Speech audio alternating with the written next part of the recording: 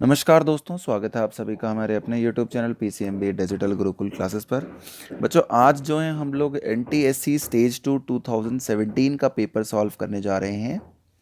Biology का stage 2 biology solution. कौन सा ईयर? 2017। और अगर अभी तक आपने हमारे चैनल को सब्सक्राइब नहीं करा हो फ्रेंड्स, तो ज़रूर सब्सक्राइब करें और हमारे स्टार्टअप को ज़रूर सपोर्ट करें।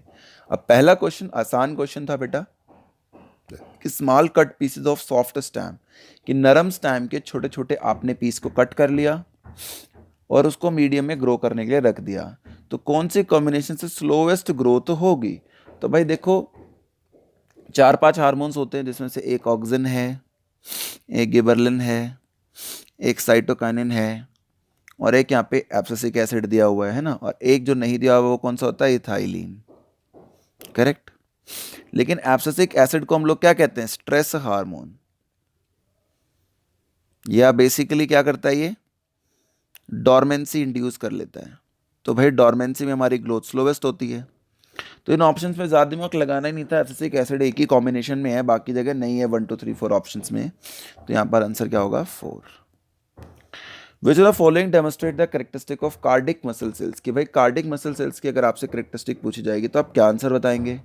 तो देखिए, हम लोग क्या आंसर बताएंगे।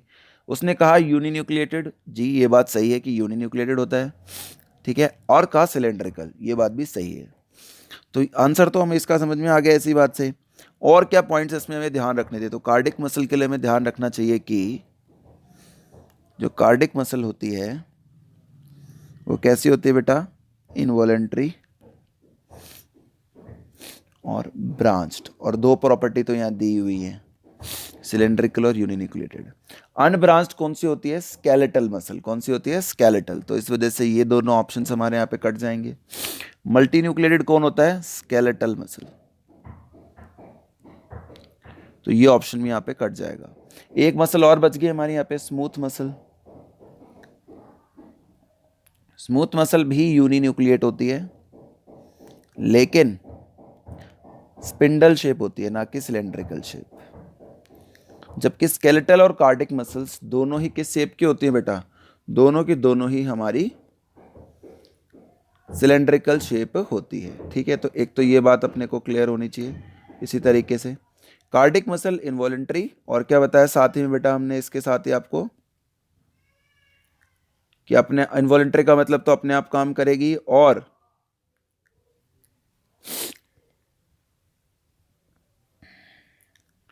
ब्रांच्ड होगी और यूनिन्यूक्लिएट होगी। जबकि स्केलेटल मसल क्या होगी? Multi nucleate. और जो ये अनब्रांच्ड वाले भी आपने दोनों पॉइंट्स दिए हुए हैं, ये भी किस पे अप्लाई होते हैं? स्केलेटल मसल पे। तो यहाँ पे आंसर क्लियर हो गया। थर्ड आंसर होगा स्केलेटल मसल भी सिलेंड्रिकली होती है। एक फिगर दिया है आपको नीचे डायग्राम में, और आपसे पूछा है कि इनवॉलेंट्री एक्शंस कौन कंट्रोल करता है। 2018 में भी ये क्वेश्चन आया था। तो इनवॉलेंट्री एक्शंस हमारी बॉडी में दो इससे कंट्रोल करते हैं, मिड ब्रेन और हाइंड ब्रेन। जबकि सोचने समझने का काम किसका होता है? फोर ब्रेन का। तो मिड और हाइंड ब्रेन इसमें हमें किस पर्टिकुलर पिक्चर से रिप्रेजेंट हो रहे हैं? तो सी और डी जो हमारी इसमें पिक्चर है बेटा, वो हमें मिड ब्रेन और हाइंड ब्रेन को रिप्रेजेंट करा रही है, ठीक है। हाइंड ब्रेन और मिड। तो यहां पर सी और डी दो ही ऑप्शंस में है। ए एंड बी ये तो सेरेब्रल हेमिस्फेयर्स की बातें हो रही हैं। ये नीचे थैलेमस हाइपोथैलेमस जैसी बातें की जा रही हैं। एनिमल को एक जार में आपने रखा और उसके कुछ फीचर्स थे, आपको बताना है कौन है वो। ज्वाइंटेड अपेंडेजेस, मैं तो यही देख के बता देता, हम सबने पढ़ा होता है कि ये बेसिक फीचर होता है किसका? आर्थ्रोपोड्स का, है ना। आर्थ्रोपोडा का बेसिक फीचर होता है ज्वाइंटेड अपेंडेजेस, यानी कि ज्वाइंटेड लेग्स। सिलोम भी होता है उसमें, बायलैटरिकली सिमेट्रिकल भी होता है। उसकी बॉडी सेगमेंटेड होती है कितने हिस्सों में? हेड, थोरैक्स और एब्डोमेन। तो भाई इसका आंसर बहुत आसान हो गया। मैंने इतनी बात बता दी तो आपको कि आपको क्या मार्क करना था? आर्थ्रोपोडा। प्लेटी हेलमेंट्स ने तो सिलोम ही नहीं होता, तो ये तो वैसे ही क्रॉस हो जाता अगर हमें क्रॉस करना था। तो इसमें और इस पे सोचना था, तो वहाँ पे ज्वाइंटेड अपेंडेजेस वाली प्रॉपर्टी नहीं होती है। और मलस्का भी अनसेगमेंटेड की कैटेगरी में बहुत बार रखा जाता है। ठीक है, एक सेकेंड भाई। तो बेटा इसके बाद यहाँ पे हमने ये बात बता दी आपको कि ये तो जॉइंटेड अपेंडेजेस है, प्लेटेलमेंट में होती नहीं है सेगमेंटेशन। एनलिडा भी सभी लोग सेगमेंटेड नहीं होते, और मोलस्का के अंदर भी फ्यू आर अनसेगमेंटेड। तो दोनों बेसिस पर आप बहुत आसानी से आंसर बता सकते थे। अगला क्वेश्चन है, नोस्टोक और बैक्टीरिया प्रोकैरियोट्स होते हैं। सही बात है, ये तो राइट है। बट पेनिसिलियम और स्पायरोगैरा फंगस है। जी नहीं, स्पायरोगैरा जो होती है बेटा वो एल्गा में आती है। तो ओनली स्टेटमेंट 1 क्या होगी यहाँ पर, ट्रू होगी। दूसरी स्टेटमेंट जो हमें यहाँ पर दी गई है वो ट्रू नहीं है। नेक्स्ट क्वेश्चन, आपको एक हर्बीवोरस फ्लावरिंग प्लांट मिलता है अपने स्कूल गार्डन में, पैरेलल वेनेशन है, यानी कि कौन सा प्लांट हो गया, मोनोकॉट। तो फीचर बताएं उसके अलावा कि इस प्लांट में आपको क्या फीचर्स दिखेंगे। तो मोनोकॉट में कोई सेकेंडरी वैस्कुलर टिश्यू नहीं होता, ये बात तो बिल्कुल सही है। इट्स फ्लावर हैज 3 सेपल्स, ये बात भी सही है। इट पोजेस टैप रूट, जी नहीं, टैप रूट किस में होता है बेटा, डाइकॉट में होता है, ये बात गलत हो गई। इट्स एम्ब्रियो हैज 2 कॉटिलेडन्स, जी नहीं, कितना होगा 1, तो ये बात भी गलत होगी। तो फर्स्ट और सेकंड एक ही ऑप्शन में है ना, फर्स्ट और 4 भी इनफैक्ट कोई ऑप्शन नहीं था। जहाँ 4 था वो तो पहली नज़र में आप कट कर सकते थे। इसमें फर्स्ट के साथ 3 दिया हुआ था, सेकंड हटा लिया था, तो बस आपको टैप रूट पता होना चाहिए, तो डाइकॉट में ये क्वेश्चन हो जाता। बहुत सारी वेराइटी ऑफ वेजिटेबल्स हैं, जैसे कैबेज, ब्रोकली, कॉलीफ्लावर, जो हमने खुद प्रोड्यूस किए हैं वाइल्ड कैबेज से। सच process of producing new varieties of living organisms, तो हमने बनाई है, तो बेटा आर्टिफिशियल सिलेक्शन कहते हैं इसको। एनसीईआरटी में आराम से चीज़ हमें दी हुई है। स्पेसिएशन का मतलब होता है न्यू स्पीसीज के फॉर्मेशन, जेनेटिक ड्रिफ्ट मतलब सडन चेंजेस जिसकी वजह से एलील फ्रीक्वेंसी डिस्टर्ब होती है। जो एलिफेंट वाला हमें एग्जाम्पल दिया गया है बुक में 10th में। Which of the following pairs और आर एनालोगस ऑर्गन्स, की जो ये आपको पेयर्स दिए गए हैं इसमें से आपको एनालोगस ऑर्गन्स ढूंढने हैं। तो भाई एनालोगस ऑर्गन्स इसमें से कौन से हैं, तो एनालोगस ऑर्गन्स क्या होते हैं, जिनकी सुपरफिशियल स्ट्रक्चरल रिजेम्बलेंस हो और डिफरेंट फंक्शन हो। जबकि होमोलोगस क्या होते हैं, जिनकी कॉमन एंसेस्ट्री हो और सेम फंक्शन हो, चाहे स्ट्रक्चर अलग हो। तो भाई सुपरफिशियल रिजेम्बलेंस और डिफरेंट फंक्शन तो किसके होंगे, देखिए। तो विंग्स जो हैं आपको सेकंड और फोर्थ ऑप्शन में दी गई है, wings of bat and butterfly. काम तो दोनों का अलग होगा, लेकिन सुपरफिशियल इन दोनों का स्ट्रक्चर जो होगा वो रिजेंबल करेगा। ठीक है, यानी कि सेम स्ट्रक्चर और डिफरेंट फंक्शन जैसी बात, जिसको नॉर्मल लेवल पे कहा जाता है। ठीक है, एक सेकंड भाई, ये थोड़ी सी कंफ्यूजन है शायद इसमें, कि superficial structural resemblance and same function, क्या होना चाहिए था यहाँ पे, सेम फंक्शन, वो तो होता है एनालोगस। और अगर मैं बात करूं होमोलोगस की, तो होमोलोगस क्या होता है, होमोलोगस होता है common ancestry comma anatomical structural resemblance, जैसे हमारे और चीता के 4 लिम्ब में, एंड डिफरेंट फंक्शंस, और हमारे फंक्शन क्या हो, अलग अलग हो।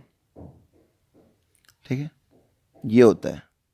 अब देखिए यहाँ पर wings of bat and wings of butterfly, ये किस कैटेगरी में आप इसको रखेंगे, कि भाई दोनों क्लोज एंसेस्ट्री के तो है नहीं, एक आर्थ्रोपोड में चला गया और एक चला गया किसके अंदर, उसमें क्या कहते हैं उसको, मैमल्स में, तो बहुत दूर है, एक नॉन कॉर्डेट है, एक कॉर्डेट है, तो भाई ये तो होगा, विंग्स ऊपर से ही सेम हो सकते हैं, इनके कॉमन एंसेस्ट्री नहीं होगी, जबकि फंक्शन भी क्या होगा, सेम होगा। ठीक है, सुपरफिशियल स्ट्रक्चरल रिजेम्बलेंस, या इसी को कुछ लोग कैसे क्या लिख देते हैं, एक और लाइन भी लिख देते हैं इसके लिए कुछ लोग 10th क्लास तक, और डिफरेंट स्ट्रक्चर, लेकिन ये पहले वाली लाइन भी हमें ध्यान रखनी है। ठीक है, तो इसमें एक तो सेकंड ऑप्शन, फोर्थ ऑप्शन भी वही है, wings of bird and wings of bat अलग अलग फाइलम्स में है, तो एक ये, तो 2 और 4 इसमें हो गया। फर्स्ट देखिए, 4 limbs of horse and wings of bat, तो भाई इसमें तो सेम फंक्शन नहीं है, तो ये तो एनालोगस होगा ही नहीं।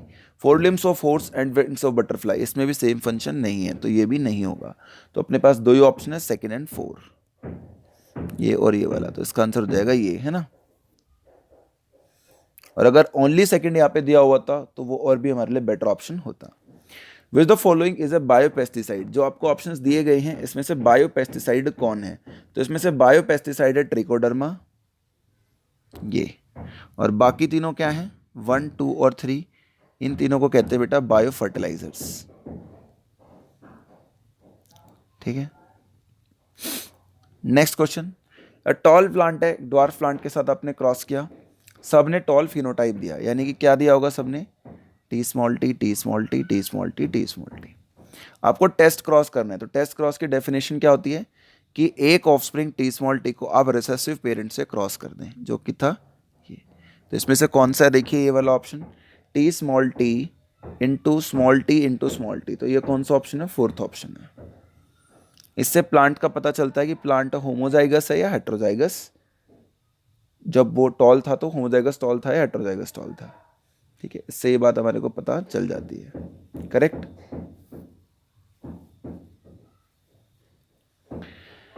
नीचे 11th क्वेश्चन है कि पेयर्स दिए हुए हैं और टाइप ऑफ डिजीज आपको बतानी है करेक्ट कौन सी है। तो भाई निमेटोड्स जो है उससे एलिफेंटियासिस होती है, ठीक बात है। किससे होती है एलिफेंटियासिस, वो चेरिया बेनक्रॉफ्टाई, जो कि क्या है एस्के हेलमेंस है, यानी कि निमेटोड है। स्टेफलोकोकस से एक्ने होते हैं, ये बात भी ठीक है, लेकिन लेशमेनिया से होता है कालाजार और ट्रिपनोसोमा से स्लीपिंग सिकनेस, तो ये दोनों हैं गलत। तो ऑप्शन क्या बच गया 2 और 4, तो कौन सा आंसर होगा इसका, ऑप्शन नंबर 3। पेनक्रियाटिक जूस के पास एक से ज़्यादा एंजाइम होता है और आपको यहाँ पर बताना है कि कौन सा कॉम्बिनेशन ठीक है। तो सिंपल बात है यार कि जो पेप्सिन का एंजाइम है ये या ये तो स्टमक में होता है, ये तो पेनक्रियास का नहीं है, तो ये तीनों ऑप्शन कट जाएंगे और एक ही बचेगा हमारे पास सिर्फ ट्रिप्सिन एंड लाइपेज। ये प्रोटीन को डाइजेस्ट करेगा और एक इसको करेगा लिपिड्स को after emulsification by bile. 2 last question बच गए। You discover a new species of plant, और आपको पता चला कि इसमें मोटाइल स्पर्म्स होते हैं और डोमिनेंट जनरेशन उसकी क्या है डिप्लॉयड सेल्स, ना कि हेप्लॉयड, यानी ज़्यादातर डिप्लॉयड रहती है। तो ऐसा पहली बार बेटा हमें टेरिडोफाइट्स में ही नजर आता है जहां पर ये सिचुएशन होती है, तो टेरिडोफाइट्स।